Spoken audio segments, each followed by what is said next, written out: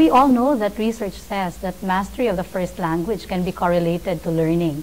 Can you help us understand how a learner's mastery of his or her first language can actually contribute to his or her overall learning? Right. A lot of parents think that because their child already speaks their first language, that's enough. And the reason they send their kids to school is to learn the second language. But in actuality, a child who starts school at, say, age 5 or 6 can speak that first language as well as any 5 or 6-year-old can, but not to the extent that they need to develop that, especially when you focus on academic development of the first language. And research shows that the more we learn to articulate concepts and ideas in our first language, the easier it is to talk about those concepts in our second language as the second language develops. But if we bypass that first language and we focus only on the second language, then we're mixing two things that we need to, for young learners, sort of separate and let them talk about, for example, addition or subtraction in their first language. And then as they build the vocabulary in the second languages, then they can talk about those same concepts in those, rather than integrating concepts and language when they're young.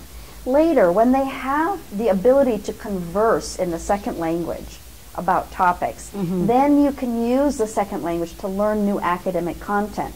But when they don't have the vocabulary or the knowledge of the second language, it makes it all the more difficult to use the second language to learn academic content. So it's a strong correlation. The more you can say in your first language, the more that will transfer to the second language. And so getting kids to talk about academic content in the first language helps them learn that. So just to emphasize, how is MTB-MLE helpful in learning one's second language, for example, Filipino or English? Okay.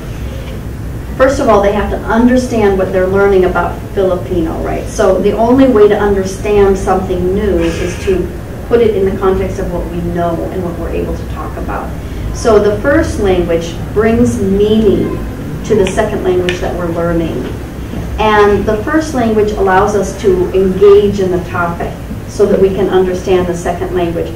A lot of people think that, just massive amounts of exposure to the second language is how you learn the second language. But research shows it's not massive amounts of exposure. It's how they're exposed, so that they are exposed to limited amounts of language, not massive amounts. And it's the manner of exposure, so that scaffolding, so that the teacher is there assisting and helping them learn. So it's not just teaching all the subjects in the second language.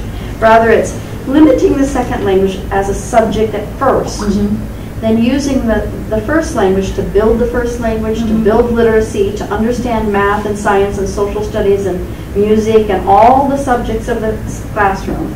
And then as the second language increases, so that children can understand and converse in the second language, they can use the second language for learning, then we can move toward using that as a medium of instruction. There are still some confusions about the role or the place of MTB-MLE in our curriculum.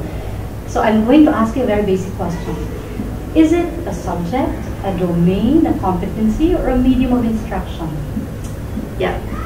To me, it's all of those in many ways, because it's the foundation of learning. When we use the language for teaching, we want to use it to teach all academic content, not just for teaching the mother tongue. It's a subject because we develop language so that children use their first language to learn to read and to write and to understand grammar. So they have to learn to understand how the grammar of their own language works, and then compare that to how the grammar of the second language works. So most teachers don't have experience thinking about the grammar of their own languages. So they analyze it all through the grammar that they know, which is English. So that's going to take the work of a lot of people to help teachers learn how the grammatical structure of the first language works and how it relates to Filipino and then English, so that children can build on what they know. So for example, in first language grammar, you can give two sentences to a child in their first language and say which one is right and which one is wrong. They can tell you which is right. They know that intuitively because they know intuitively the grammar of their language. They may not be able to tell you why. They may not have the labels of the classifiers of that system because they don't know that system. But as soon as we can put classifiers on that system, and I'm talking, from grade 1 with just basic things, not the complex grammars, but that helps them learn the basic grammar of Filipino and of English, and then it gets increasingly more complex as they go up through their schooling. So is it safe to say then that in our curriculum it is a subject and a medium of instruction? Exactly. Right. Right.